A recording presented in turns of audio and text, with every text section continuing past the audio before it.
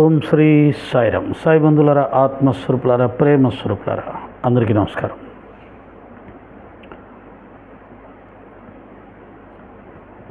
షిరిడి సాయిబాబా వారిని వ్యతిరేకిస్తూ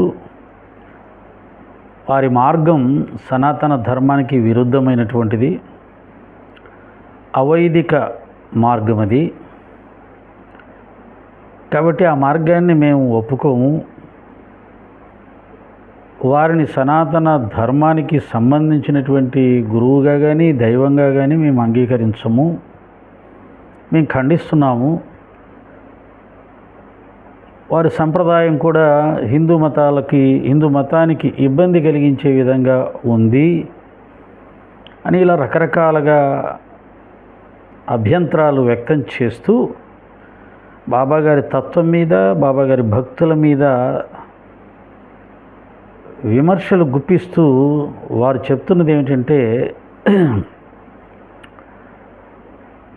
చర్చలకు రండి, చర్చల ద్వారా మీరు బాబాగారిని దైవమని నిరూపించండి, లేదా గురువుని నిరూపించండి, లేదా ఆయన హిందూ మతానికి సంబంధించిన వారిని నిరూపించండి అని ఆహ్వానిస్తూ మాట్లాడుతున్న వాళ్ళు కొందరు. అలాగే వారిని ఫాలో అవుతున్నటువంటి సోదరులు కూడా, మీరు వారితో డిబేట్కు వెళ్ళండి, డిబేట్తో కూర్చోండి, అక్కడ నిజాలు నిగ్గుదేల్చండి అని కొంతమంది.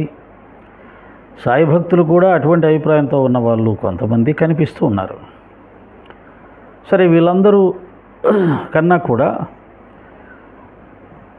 భాస్కర్ కిల్లి గారు కానీ లలిత గారు కానీ, వీళ్ళిద్దరు ఏమంటారంటే, ఆది శంకరాచార్యుల వారు ఇలా చర్చల ద్వారానే, వాళ్ళ భాషలో డిబేట్ల ద్వారానే నిజాన్ని నిగ్గు తేల్చారు. 72 అవైదిక మతాలను వారు ఓడించి షణ్మత స్థాపకులుగా నిలబడ్డారు. వారి సంప్రదాయంలో, వారి యొక్క పద్ధతుల్లోనే మేము కూడా చర్చలు జరిపి సత్యాన్ని నిరూపించదలుచుకున్నాం. బాబా భక్తులు ఎవరికైనా సరే చర్చలకు రండి, బాబాగారి యొక్క దైవత్వాన్ని, గురుత్వాన్ని, మతాన్ని నిరూపించండి. ఇది శంకరాచార్యుల వారు చూపించినటువంటి మార్గం. వారు ఆ విధంగానే ధర్మస్థాపన చేశారు, సత్యాన్ని నిరూపించారు అని చెప్తుంటారు. సంతోషం. ఈ సోదరులకి ఉభయులకి కూడా నేను చెప్పే విషయం ఏంటంటే, శంకరాచార్యులు గారు ఏ విధంగా ధర్మస్థాపన చేశారు, ఏ విధంగా 72 అవైదిక మతాలను ఓడించి తన వాదన పటిమతో సత్యాన్ని నిరూపించారు, అది కూడా మనం చూడాలి కదా. ఏ విధంగా నిరూపించారు ఆయన? నేను వినింది దాదాపుగా వారు ఈ యొక్క భారతదేశాన్ని 2 సార్లు 3 సార్లు మొత్తం కాలినడకన చుట్టి, మీరు చెప్పినట్లుగా ఎవరైతే హిందూ ధర్మానికి లేదా సనాతన ధర్మానికి, వైదిక ధర్మానికి విరుద్ధమైన మతాలను ఆచరిస్తూ ఉన్నారో, ప్రచారం చేస్తూ ఉన్నారో, వారి దగ్గరికి వారు ప్రత్యక్షంగా వెళ్ళి వారితో వాదించి, వారి మతం అవైదిక మతమే కాదు, అది ఆచరణీయం కాదు, దానివల్ల మానవుడు శుభాలు పొందలేడు, లేదా మోక్షాన్ని పొందలేడు, లేదా పరమశాంతిని పొందలేడు, లేదా మానవ జీవితం కూడా సుఖప్రదంగా సాగదు,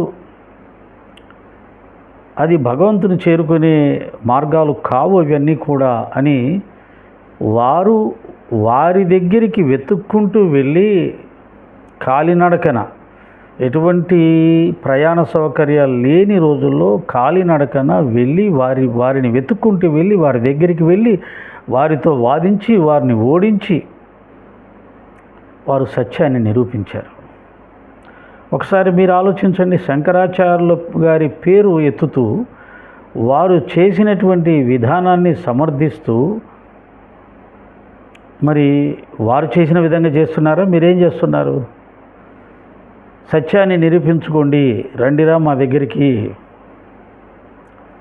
అని మీరు మీ యొక్క ఆఫీసులో కూర్చొని, కుర్చీలో కూర్చొని అందరినీ రండిరా వచ్చి మాతో వాదించండిరా, గెలవండిరా, మమ్మల్ని ఓడించండిరా, సత్యాన్ని నిరూపించండిరా, ఇదే ఆదిశంకర భగవత్పాదుల వారి మార్గం.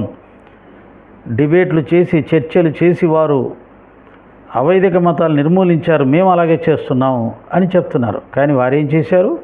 మరొకసారి జాగ్రత్తగా వినండి. వారు ఎవరైతే అవైదిక మతాలను ప్రచారం చేస్తున్నారో వారి దగ్గరికి వెళ్ళి ధైర్యంగా తమ యొక్క జ్ఞానం చేత, వాక్పటిమతో వారిని ఓడించి, సత్యాన్ని నిరూపించి వారందరినీ కూడా తను చెబుతున్నటువంటి మతంలోకి వారిని రప్పించి హిందూ మతాన్ని, సనాతన ధర్మాన్ని పటిష్టపరిచారు. అది జ్ఞానం ఉన్న వారి యొక్క బలం.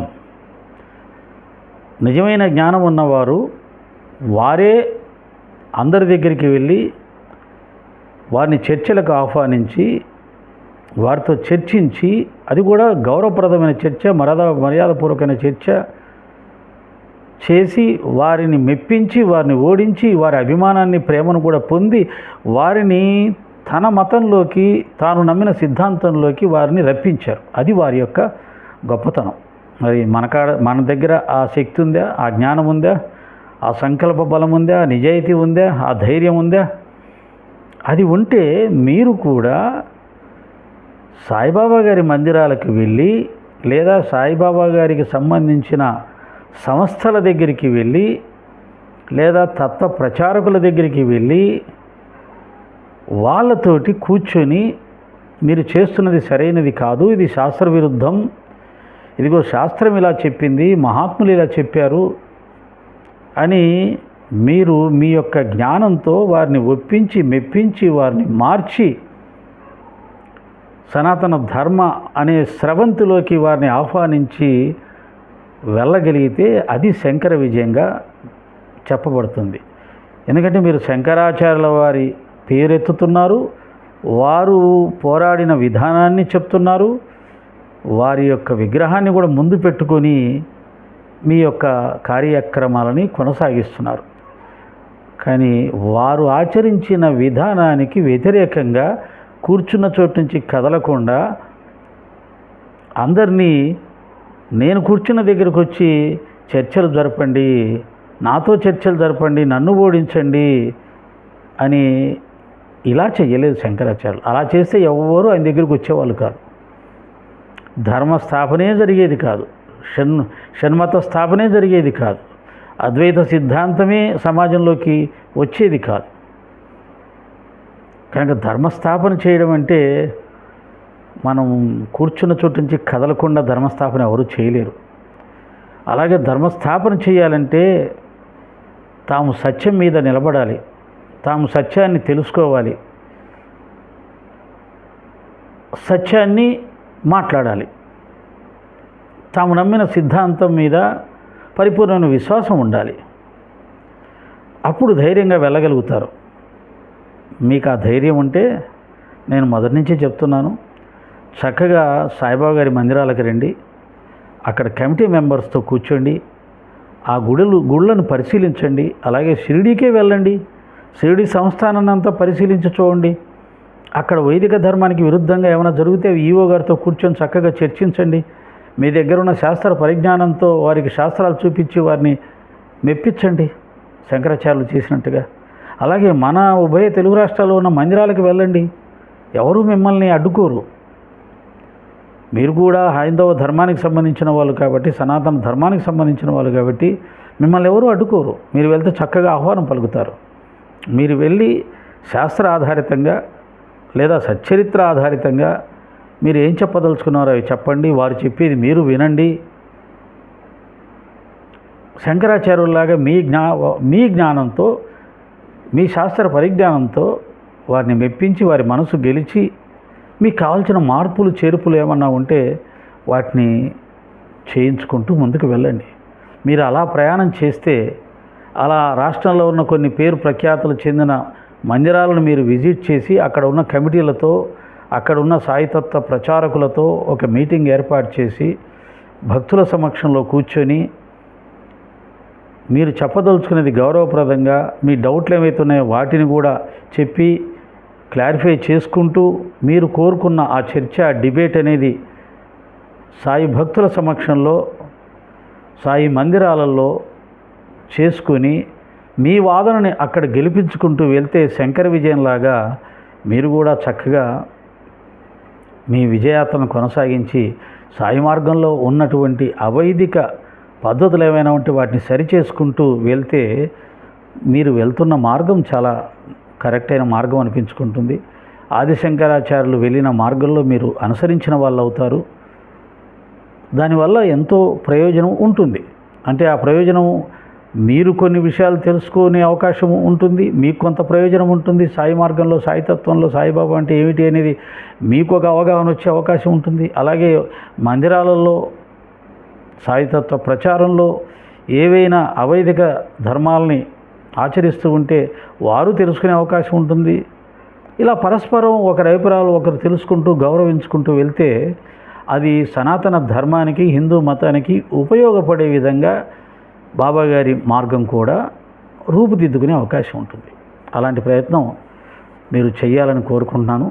మీరు ఆఫీసులో కూర్చొని రండి అని అందరినీ పిలిచి చర్చలకు పిలిచి చేసేది శంకర మార్గం కాదు, అది శంకర భగవత్పాదుల మార్గం కాదు, వారు ఆచరించిన మార్గం కాదు. కాబట్టి వారి పేరు ఎత్తుతున్నారు కాబట్టి మీరు శంకర విజయంలాగానే రాష్ట్రంలో ఉన్న సాయి మందిరాలని దర్శిస్తూ సాయితత్వ ప్రచారకులు, సాయి మందిర కమిటీలతో కూర్చొని మీ యొక్క శాస్త్ర పరిజ్ఞానాన్ని వారి ముందు పెట్టి వారిని ఒప్పించి మెప్పించి మీకు కావలసిన మార్పులు చేర్పులు వారి ద్వారా సాధించినప్పుడు నిజమైనటువంటి గ్రౌండ్ లెవెల్ పరివర్తన, మార్పు వస్తుంది. మీరు నిజంగా మార్పు కోరుకుని ఉంటే బాబా మార్గంలో, నిజంగా సాయిబాబా భక్తులు సత్యాన్ని మీ ద్వారా తెలుసుకునే అవకాశం ఏదైనా ఉంటే, మీరు నిజంగా మీరు నమ్మిన సిద్ధాంతం బాబాగారి విషయంలో మీరు అనుకుంటున్నవి నిజమని నిరూపించే ధైర్యం, స్థైర్యం ఉంటే బాబా మందిరాలకు రండి. అక్కడ భక్తుల ముందు మీ యొక్క వాదనను వినిపించండి, శాస్త్రాలని వినిపించండి, వారికి విషయం తెలియజెప్పండి. మీ శాస్త్రమే నిజమైతే, మీరు అనుకునేది నిజమని భక్తులు అనుకుంటే భక్తుల్లో ఆ మార్పు సులభంగా వచ్చేస్తుంది. ఎందుకంటే పబ్లిక్గా మీరు నిరూపిస్తున్నారు కాబట్టి ఖచ్చితంగా వాళ్ళలో మార్పు వస్తుంది. ఇలా సోషల్ మీడియాలో మీరు పోస్టింగ్లు చెప్పడం, అది ఎవరో సోషల్ మీడియాని ఫాలో అయ్యే వాళ్ళు కొంతమంది చూడడం, ఎన్ని సంవత్సరాలైనా మీరు ఆఫీస్లోనే ఉండడం, ఎన్ని సంవత్సరాలైనా ఈ వీడియోలు ఇలా చేయడం, వాళ్ళు చూడడం, సాయి భక్తులుగానే వారి విశ్వాసాలతో, వారి భక్తి శ్రద్ధలతో వారి మార్గంలో వారు వెళ్తూనే ఉంటారు. మీరు అనుకున్న మార్పు, మీరు అనుకున్నటువంటి లక్ష్యం ఎప్పటికీ నెరవేరదు. ఇది మేమెందుకు చెప్తున్నాం ఇలా అంటే, మా మీద మాకు నమ్మకం, మా గురుదేవుడి మీద మాకు నమ్మకం, మా సచ్చరిత్ర మీద మాకు నమ్మకం. బాబా సనాతన ధర్మానికి సంబంధించిన దత్తాత్రేయుడు అని పరిపూర్ణమైనటువంటి విశ్వాసం. సచ్చరిత్రలో అన్నీ కూడా వైదిక ధర్మాన్ని అనుసరించే చెప్పబడ్డాయి. దాంట్లో హిందువులందరినీ కూడా సనాతన ధర్మంలో నడిపే విధానాలే చెప్పబడ్డాయి. ఎక్కడ 1% కూడా వేరే మతానికి సంబంధించిన వాటి వైపు ఆకర్షించబడేలా ఆనాడు లేదు, ఈనాడు లేదు, ఏనాడు లేదు, అప్పుడు ఇప్పుడు ఎప్పుడు కూడా ఒక్కరు కూడా వేరే మత పద్ధతులను ఆచరించిన వాళ్ళు లేరు, మత మార్పులకు చెందిన వాళ్ళు లేరు. బాబా ఎప్పుడూ చెప్పలేదు, బాబా తత్వ ప్రచారకులు ఎప్పుడూ చెప్పలేదు. ఈ 150 సంవత్సరాల్లో ఒక్కరు కూడా మత మార్పిడి చెందింది లేదు. అలాగే బాబా భక్తి విధానం కానీ, మందిరాలు కానీ 100% సనాతన ధర్మంలోనే నడపబడుతున్నాయనే పరిపూర్ణ విశ్వాసం మాకుంది. మీరు షిరిడీకి వెళ్ళండి, ఇక్కడ ఉన్న సాయి మందిరాలకి వెళ్ళండి, ఉన్న సత్యం ఇదే. కాబట్టి మా మీద మాకు నమ్మకం ఉంది కాబట్టి మిమ్మల్ని ఆహ్వానిస్తున్నాం. మీరు మందిర యాత్రలు చేయండి, సాయిబాబా మందిరాల యాత్రలు చేయండి, హ్యాపీగా మిమ్మల్ని ఆహ్వానిస్తారు. మీరు చెప్పదలుచుకున్నది ఆ మందిర కమిటీ అలాగే భక్తులందరినీ సమావేశపరచండి. ఏ విధంగా బాబా గారిని పూజించకూడదో, ఎందుకు పూజించకూడదో మీరు చెప్పాలనుకున్న చెప్పండి. ఆ మందిర నిర్వాహకులు కానీ, తత్వప్రచారకులు కానీ వారు చెప్పాల్సింది వాళ్ళు చెప్తారు, మీరు చెప్తారు, వాళ్ళు చెప్తారు. సత్యం ఏమిటో ప్రజలు నిర్ణయం చేస్తారు. శాస్త్రాధారితంగానే ప్రజలు నిర్ణయం చేసుకుంటారు. మీరు ఏదైతే చెప్తున్నారో ఇప్పుడు సోషల్ మీడియాలో అది ప్రజల ముందు చెప్పండి, భక్తుల ముందు చెప్పండి, మందిరాలకు వచ్చి చెప్పండి.